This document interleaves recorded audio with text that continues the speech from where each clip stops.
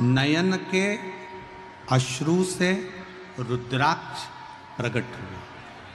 क्या प्रकट हुआ? जम के बोलो जरा। रुद्राक्ष। दूसरी बार नेत्र बंद करे मेरे भगवान शंकर ने तो एक बालक ने जन्म लिया, जिस बालक ने अपनी आंखें नहीं खोली, रोता रहा। पार्वती जी ने देखा कि छोटा सा बालक है तो मां जगतजननी जगदम्बा ने उसको गोदी में उठाया, अपना पुत्र माना। मां दुर्गा भवानी ने, मां जगतजननी जगदम्बा ने उसको अपना पुत्र मानकर उसको गोदी में उठा लिया, गोदी। और पार्वती जी ने देखा कि ये नेत्रों से देख नहीं रहा। पार्वती जी ने देखा कि ये नेत्रों से देख नहीं रहा, ये नेत्रों से देख नहीं रहा है, तो ऐसा लगा कि ये आंख से अंधा है, नेत्र से विहीन है, आंख से अंधा। पार्वती जी ने उसका नाम अंधकासुर रख दिया। क्या नाम रखा? अंधकासुर। 2 बार मेरे देवादिदेव महादेव ने नेत्र बंद करे, एक बार नेत्र बंद करा तो रुद्राक्ष प्रकट हुआ। 1 मुखी से लेकर 14 मुखी तक रुद्राक्ष का वर्णन शिव महापुराण में है। 1 मुखी से लेकर 21 मुखी तक रुद्राक्ष का वर्णन स्कंद पुराण में।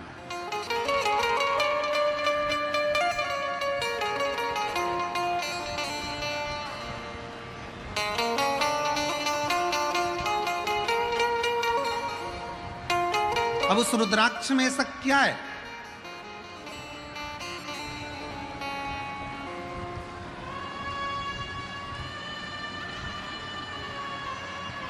केवल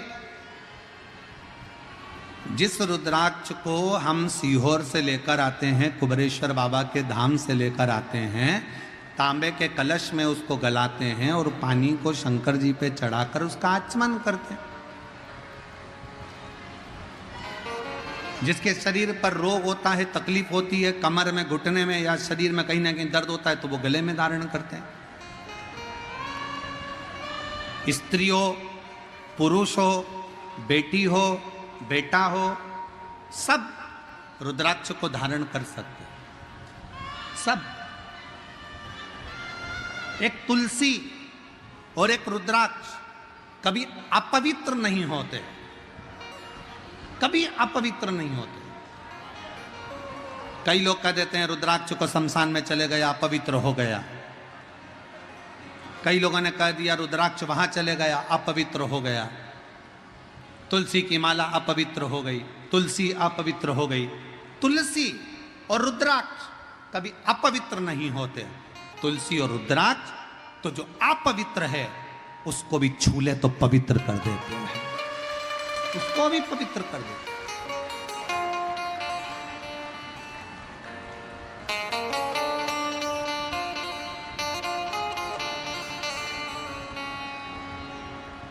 सीहोर में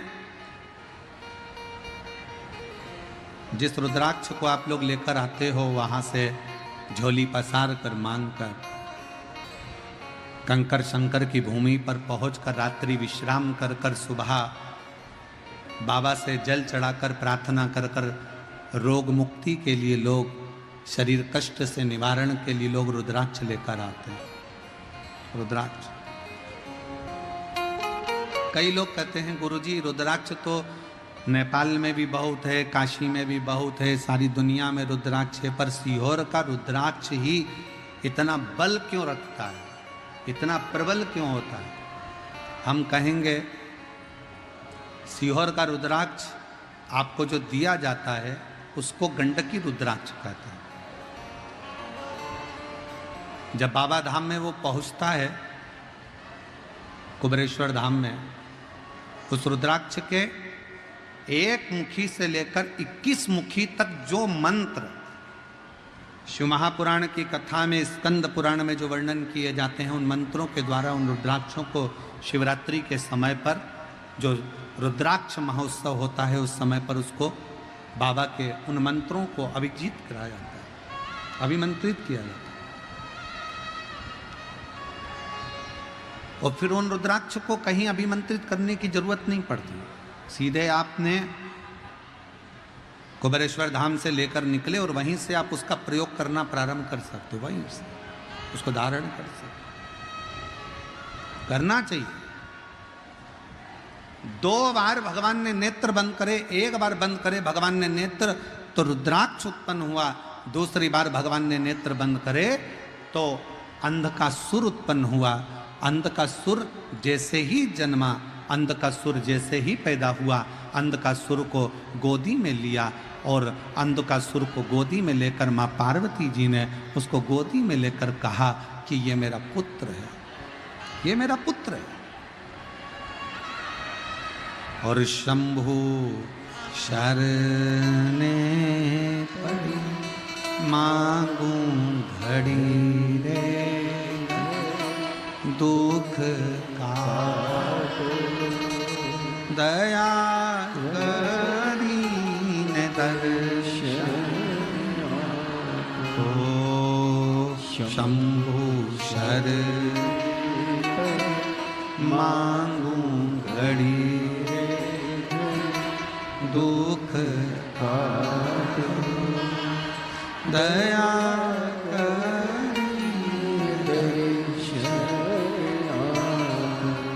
पार्वती जी गोदी में लेकर उसको एक पुत्र का भाव देने लगे।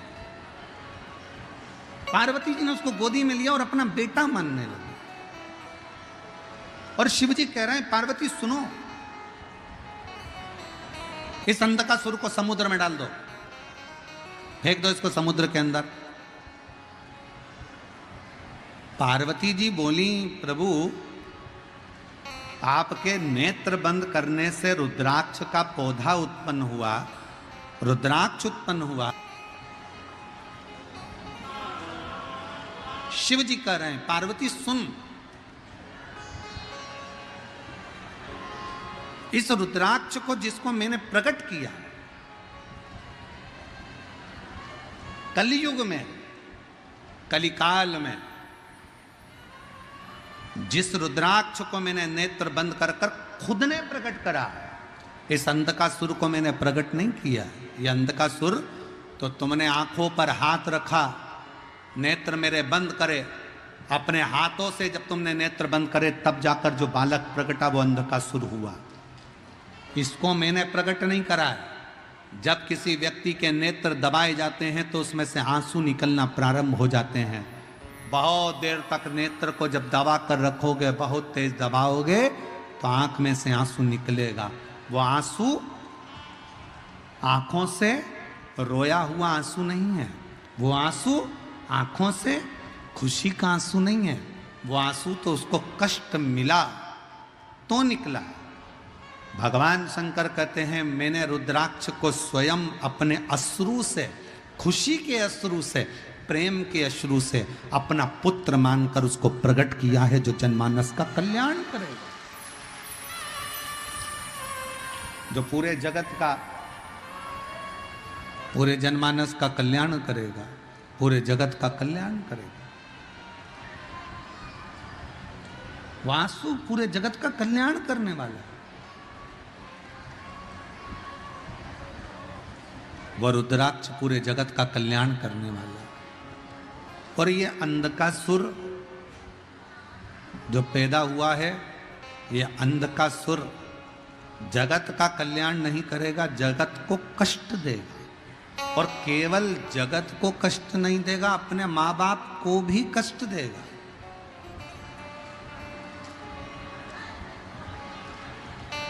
और सुनिए कथा, बिहार की जितनी मेरी जीजियां बैठी हैं और जितने मेरे जीजा बैठे हैं और जितनी मेरी बेटियां बैठी हैं, जितने मेरे भाई बैठे हैं, जितने मेरे पिता, जितनी मेरी माताएं बैठी है, भगवान शंकर से अगर औलाद मांगना, भगवान शंकर से अगर बच्चा मांगना, भगवान शंकर से अगर पुत्र मांगना, तो शंकर जी को पहला शब्द कहना बाबा हमको औलाद ऐसी देना जो हमारे बुढ़ापे में हमारी सेवा कर ले, ऐसी मत देना कि हमें वृद्धाश्रम में ले जाकर छोड़ दे।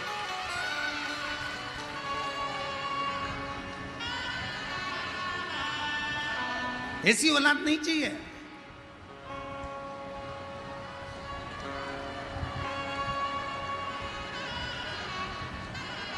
और आज कहने में संकोच नहीं होगा, बिहार की धरा से, बिहार की पवित्र भूमि से सिंहेश्वर महादेव के इस पावन चरणों में बैठकर एक बात कहना चाहूंगा। कहीं तुम्हें दान देने की जरूरत नहीं है। अगर तुम अपने माँ बाप को पेट भरकर भोजन करा रहे हो और उनकी सेवा कर रहे हो तो कहीं दान देने की जरूरत नहीं। कहीं दान देने की जरूरत नहीं। अगर आप अपने माँ बाप का पेट भर रहे हो, माँ बाप को अच्छे से रख रहे हो, अपने बुजुर्ग माँ बाप की सेवा कर रहे हो, उनको दवाई दिला रहे हो, उनकी बुढ़ापे में अगर आप सेवा कर रहे हो तो समझ लेना तुम्हें कहीं दान देने की जरूरत नहीं है। तुम अपने माँ बाप के चरणों में सेवा में उस दान को लगाओ, अपने माता पिता के सेवा में लगाओ।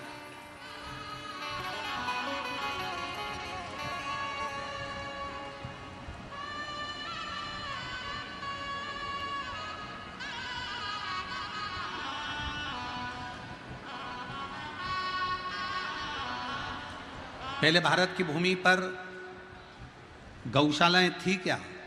जम के बोलो। पहले भारत की भूमि पर गौशाला नहीं होती थी। घर घर में गाय होती थी, घर घर में गौ माता की सेवा होती थी, घर घर में गौ माता का पूजन होता था, घर घर में गौ माता की सेवा होती थी। गौशाला की जरूरत नहीं पड़ती थी। गौशाला बनी, ये भारत की भूमि पर श्रेष्ठता नहीं है, वो तो दुनिया के लोगों ने इस गौ माता को ठुकरा दिया।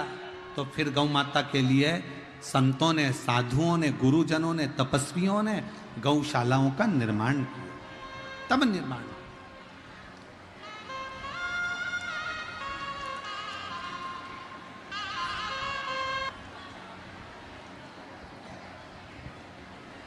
पहले गौशाला नहीं होती थी, पहले घर घर में गौ माता की सेवा होती थी। पहले घर घर में संत, साधु, घर के लोग अपने घरों में गौ माता रखते थे। अब धीरे धीरे लोगों ने गौ माता को रखना बंद कर दिया तो गौशालाओं का निर्माण हो गया। और अब यह नया काम चालू हुआ वृद्धाश्रम का। पहले सत्य वचन आप सब बताओ, बुजुर्ग बुजुर्ग लोग बैठे हुए हैं इस कथा के मंडप में, बोलना ईमानदारी से, पहले के जमाने में वृद्धाश्रम होते थे क्या? घर में माँ बाप की सेवा सबसे बड़ी परमात्मा की सेवा मानी जाती थी, तो माँ बाप की सेवा में लोग लगे रहते थे। आज के ज़माने में माता पिता का तिरस्कार कर कर उनको वृद्धाश्रम में भेज दिया जाता है। श्रेष्ठ नहीं। आज आप अपने माँ बाप को वृद्धाश्रम में भेजो, कल तुम्हारी औलाद तुमको वृद्धाश्रम में भेजेगी। एक कथा आती है, एक पत्नी ने अपने पति से कहा, सुनो तुम्हारे पिताजी बहुत खांसते हैं, तुम्हारे पिताजी दिन भर खांसा करते हैं, बच्चों को पढ़ने में तकलीफ होती है। बेटे ने कहा क्या करना है? पिताजी को माली के कमरे में ठहरा दो। आगे माली का कमरा था, पीछे पिताजी के लिए माली का कमरा साफ करवा दिया, चौकीदार का कमरा साफ कराकर उसमें पिताजी को रख दिया। पिताजी से कहा, पिताजी तुम माना मती, तुम्हारी बहू तुम्हारे लिए भोजन लेकर आएगी, तुम्हारी बहू तुम्हारे लिए चाय लेकर आएगी, ये घंटी है, इस घंटी को बजा देना, तुम्हारी बहू तुम्हारे लिए खाना लेकर आ जाएगी। ठीक है बेटा, ठीक है। पिताजी ने घंटी बजाई, बहू चाय लेकर आई, पिताजी ने घंटी बजाई, बहू भोजन लेकर आई। एक बार चलते चलते समय निकल गया और 20-22 दिन बाद पिताजी ने घंटी बजाई पर बहू नहीं आई। खूब बजाई, नहीं। बेटे ने कहा था तुम अंदर कमरे में मत आना, घंटी बजाना। घंटी बजाते बजाते पिता प्यासा चक्कर खाकर जमीन पर गिर गया। शाम को ऑफिस से बेटा आया, उसने अपनी पत्नी से कहा क्यों पिताजी को चाय भोजन पानी दिया, कि उनने घंटी नहीं बजाई, उनके पास रखा होगा। उन्होंने घंटी नहीं बजाई, उनके पास रखा होगा। बेटा दौड़कर बाप के कमरे में गया तो बाप तो जमीन पर पड़ा था। पानी का छींटा दिया, पापा उठो। पिताजी उठे। क्या बात है पापा, आपने घंटी नहीं बजाई? पिताजी बोले घंटी तो खूब बजाई, पर मुझे लगता है कि घंटी के तार को ऊंदरा ने, चूहे ने कतर दिया, घंटी बजती नहीं है। पिताजी को बेटा पानी पिलाता और पिताजी के प्राण छूट गए।